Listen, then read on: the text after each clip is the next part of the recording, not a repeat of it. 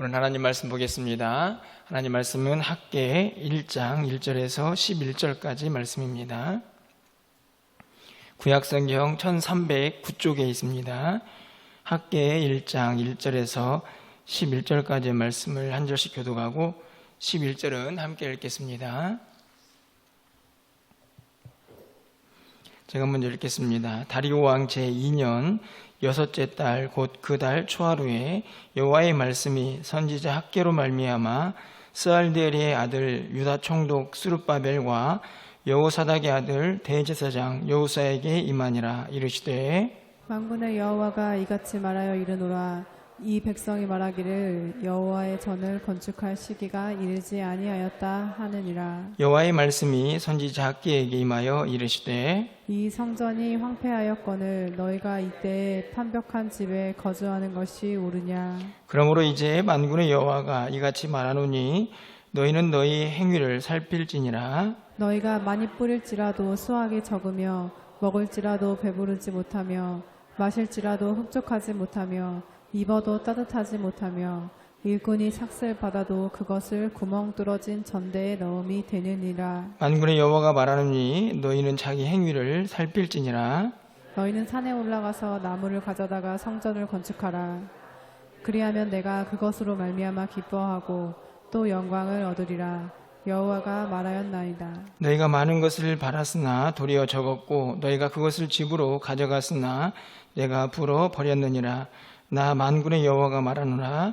이것이 무슨 까닭이냐. 내 집은 황폐하였을 때 너희는 각자 자기의 집을 짓기 위하여 빨랐음이라. 그러므로 너희로 말미암아 하늘은 이슬을 그쳤고 땅은 산물을 그쳤으며 11절입니다.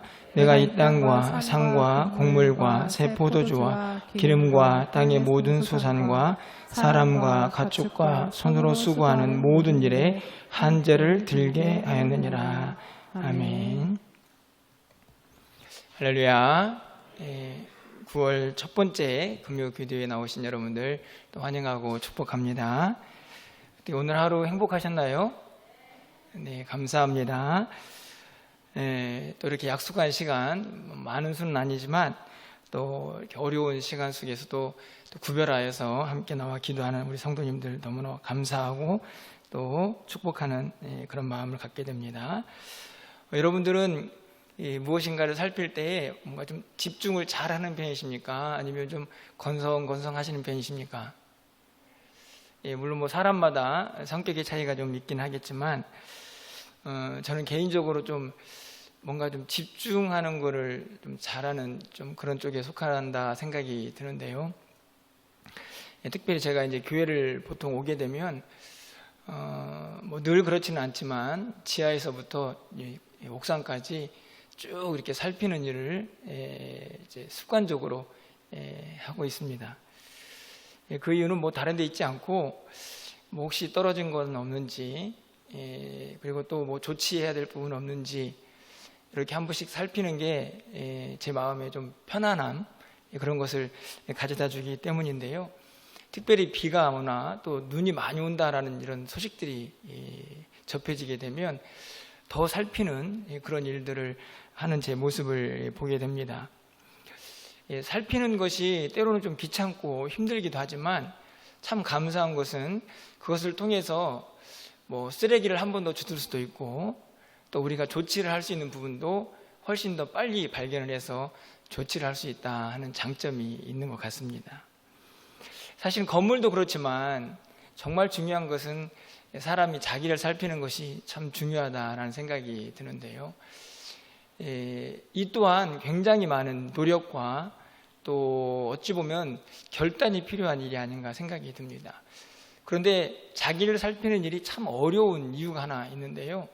그것은 다른 데 있지 않고 자기는 굉장히 객관적이다라고 생각이 드는데 사람은 자기중심적이어서 자기를 객관화하는데 매우 서툴다 하는 것입니다. 쉽게 말하면 내가 아무리 나를 살피려고 해도 적당하게 자기를 합리화하기 때문에 정확한 진단을 할 수가 없다는 말씀이죠. 여러분은 어떠신가요? 정말 멋진 사람은 자기 자신을 정확하게 진단해서 잘 살펴가지고 거기에 맞는 조치를 착착착 하는 사람이라고 생각이 듭니다. 사실은 신앙생활도 마찬가지라고 생각이 드는데요. 성경에서는 자기를 살피라는 말씀이 참 많이 나와 있습니다. 물론 교회도 살피고 성도도 살피고 하나님의 일도 살펴야 하지만 가장 먼저는 나를 살펴야만 그 모든 일들이 가능하기 때문에 성경에서는 자기를 살펴라 이런 말씀들이 참 자주 반복이 되는데요. 오늘 본문에서도 하나님께서 너희 행위를 살펴라 이렇게 말씀을 하고 있는 장면이 기록이 되어 있습니다. 우리가 잘 알고 있는 것처럼 학계 이 말씀은 학계 선지자를 통해서 하나님께서 이스라엘 백성들에게 성전을 좀 죄송합니다. 재건하는 일을 다시 시작하라는 독려를 하는 이 말씀입니다. 여러분 잘 알고 계시겠지만 잠깐 좀 배경을 설명해 보면 이스라엘 백성들이 바벨론의 포로로 잡혀 있다가 첫 번째 스룹바벨이라는 총독을 통해서 포로 귀환을 하게 되죠. 그래가지고 그들이 가장 먼저 시작한 일이 무엇입니까? 성전을 재건하는 것이었습니다. 황폐가 된 성전을 다시 세우는 일이었죠. 그런데 그 일이 쉬웠을까요? 어려웠을까요? 당연히 어려웠죠.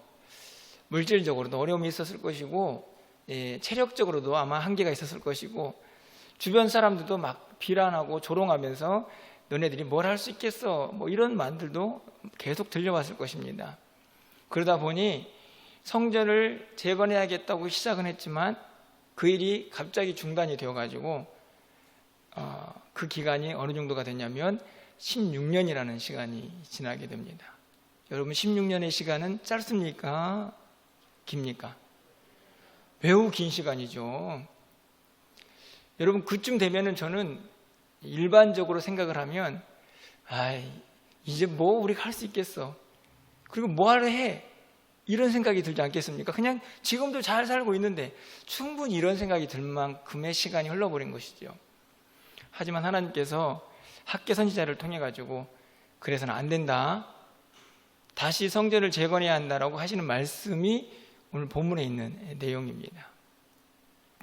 자, 여러분 그렇다면 그 당시에 이스라엘 백성들의 상태는 어땠을까? 좀 먼저 살펴볼까요? 2절 말씀을 보면요. 만군의 여호와가 이같이 말하여 이르노라. 이 백성이 말하기를 여호와의 전을 건축할 시기가 이르지 아니하였다. 여러분 이 말이 얼마나 이기적인 말입니까? 여러분 이미 성전을 재건하라고 시작을 했었죠. 그리고 긴 시간이 지나다 보니 자기들 마음속에 이런 생각이 들었던 겁니다. 아직은 우리가 성전을 재건할 때가 안 되었어.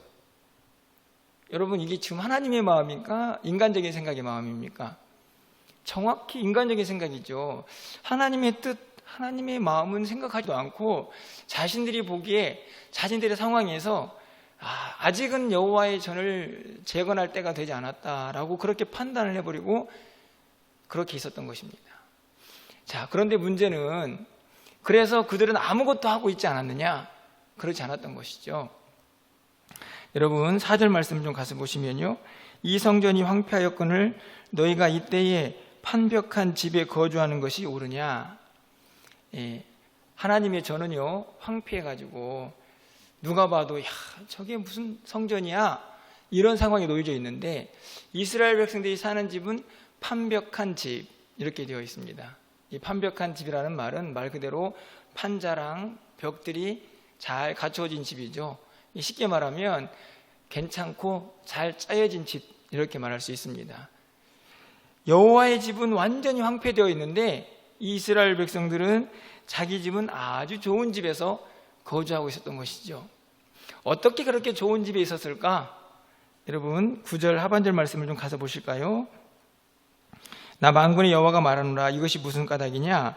내 집은 황폐하였을 때 너희는 각자 자기의 집을 짓기 위하여 말랐음이니라. 자, 그렇죠. 4절에서 판벽한 집을 가지고 있었습니다. 어떻게 그걸 가졌을까요?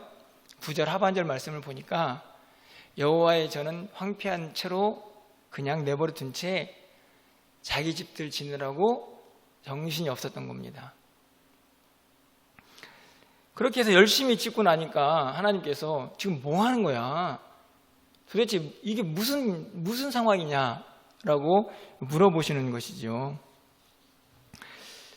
아마 그들도 스스로 생각하기에는 하나님 저 진짜 바빠요. 그렇죠? 매우 바빴습니다. 뭐 하느라고 바빴을까요? 자기 집 짓느라고. 사실은 이들이 바쁘지 않은 게 아닙니다. 매우 바쁘고 분주했죠. 하지만 그들의 바쁨은 하나님의 뜻과는 상당히 거리가 있었다 하는 사실을 오늘 본문이 우리에게 가르쳐주고 있는 것입니다. 안타깝게도 그 결과가 어떻게 그의 삶들에 나타나기 시작합니까?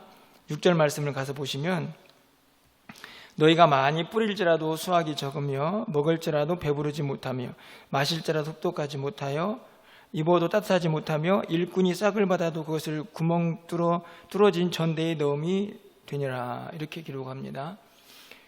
먹어도 마셔도 입어도 무엇을 의미합니까? 부족, 결핍. 게다가 열심히 수고해가지고 돈을 벌어왔는데 그 전대가 구멍이 났습니다. 이 밑 빠진 독에 물 붓기죠. 분명히 수고하고 애쓰고 먹을 거 먹었는데 계속 부족하다, 결핍되었다, 뭔가 채워지지 않는 듯한 그런 느낌을 그들이 가지면서 살았던 것입니다.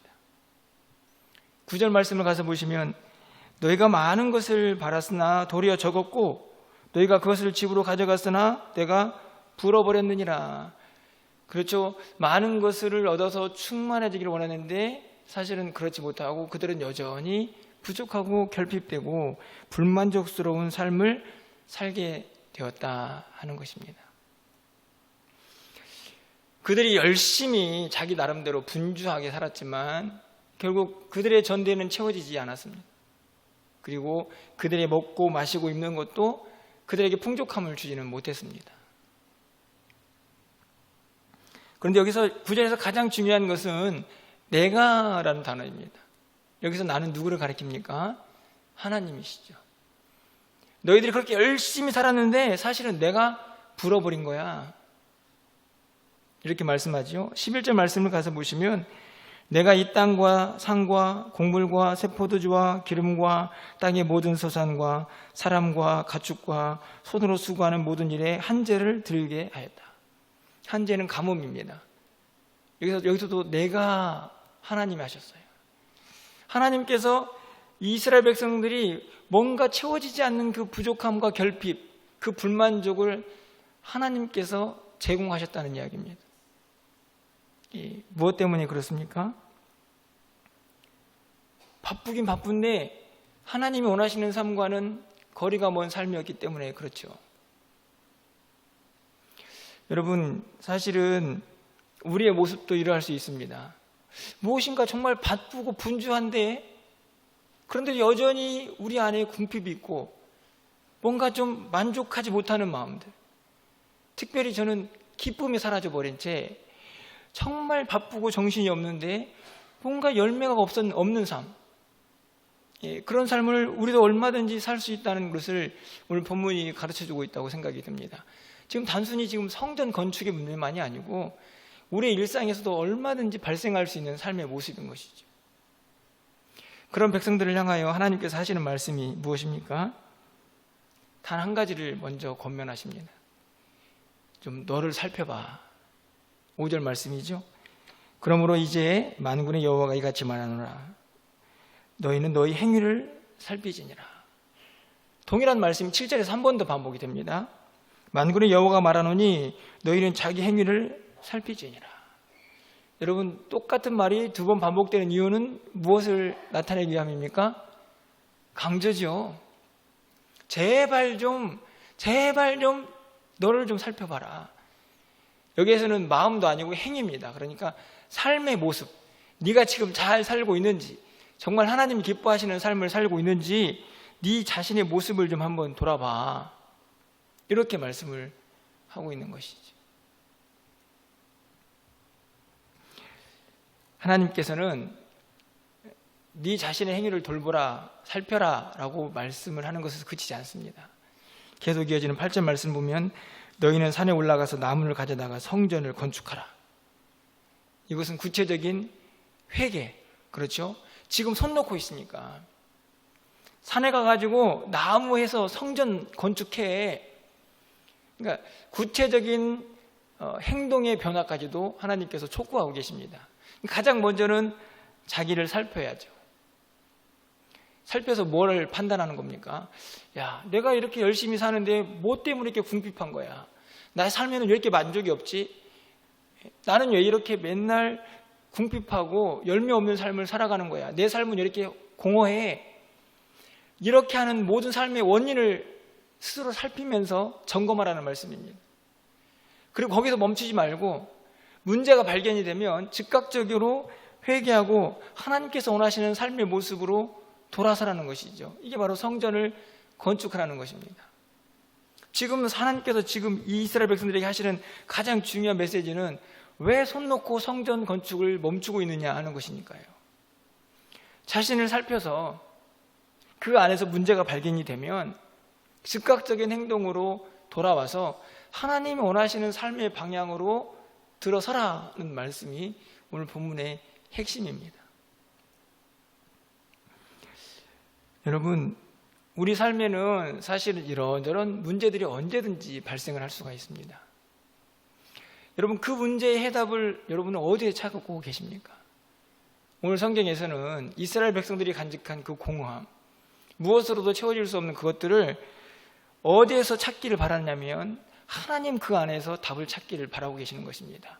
그래서 내가 했다라는 말씀을 반복하고 계시는 것이죠. 그러기 위해서는 철저하게 가장 먼저 우선시 되어야 할 일은 내 자신을 살펴보는 것입니다.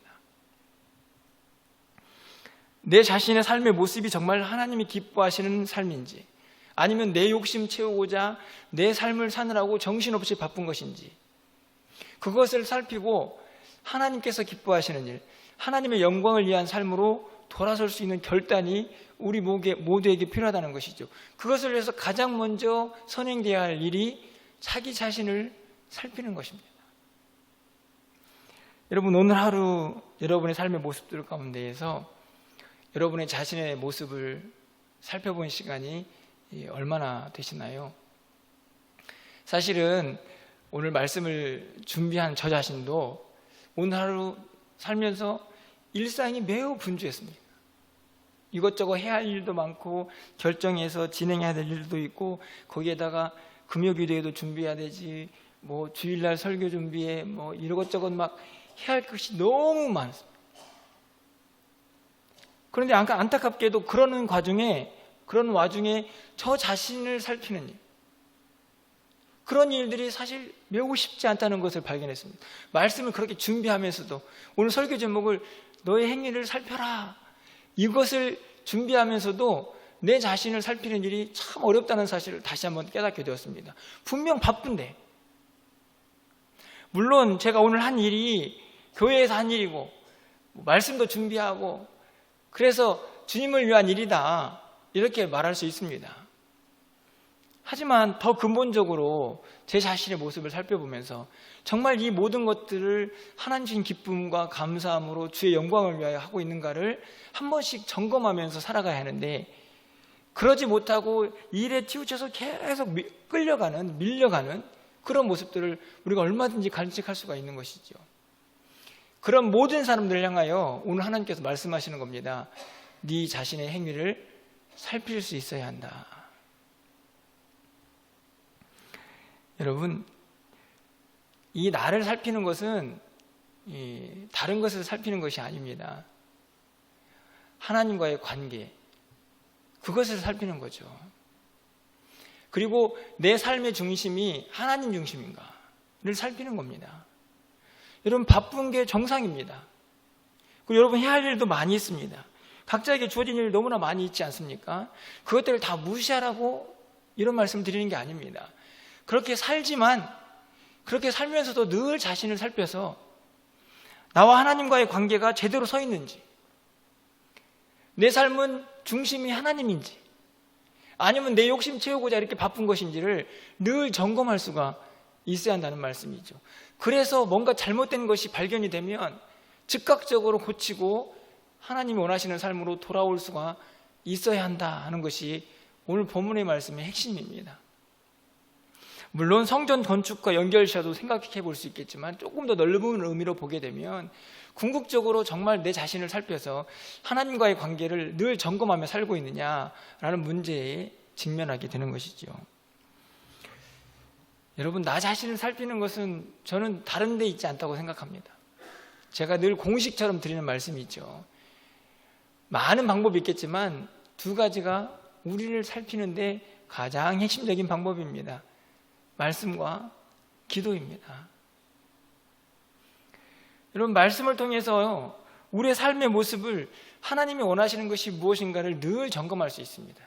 그렇지 않습니까? 오늘 또 말씀을 보면서 지금 하나님이 우리에게 뭘 원하시는지를 확인할 수가 있는 것이죠. 여러분, 그래서 시시때때로 말씀을 보셔야 합니다. 말씀이 내 삶을 점검하는 매우 중요한 방법이자 또 하나님의 우리에게 향하신 마음이기도 합니다. 그것을 읽으면서 하나님께서 뭘 원하시는지 그것을 분명하게 우리가 붙잡을 수가 있게 되기 때문이죠. 또 한 가지는 기도입니다. 기도하셔야 합니다. 특별히 기도할 때에는 이것저것 해달라고 하는 간구, 요구 중요하지만 또 다른 기도를 하셔야 됩니다. 하나님의 음성을 듣고 자신을 돌아보는 기도를 하셔야 합니다. 이것저것 막 해달라고 하는 기도, 그걸 잠시 내려놓고 내가 오늘 하루 어떻게 살았나, 내 삶의 중심에 하나님이 계셨는가, 하나님과 나의 관계는 정말 하나님이 기뻐하실 만한 것인가를 묵묵히 하나님 앞에서 점검하는 시간, 그런 기도를 하셔야 합니다.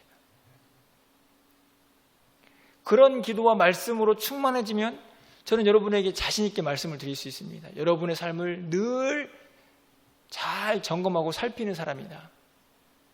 그러면 그 삶을 통해서 하나님이 기뻐하시는 삶의 모습, 하나님과의 관계를 늘 기쁘고 행복한 관계로 만들어갈 수 있을 것이라 확신합니다.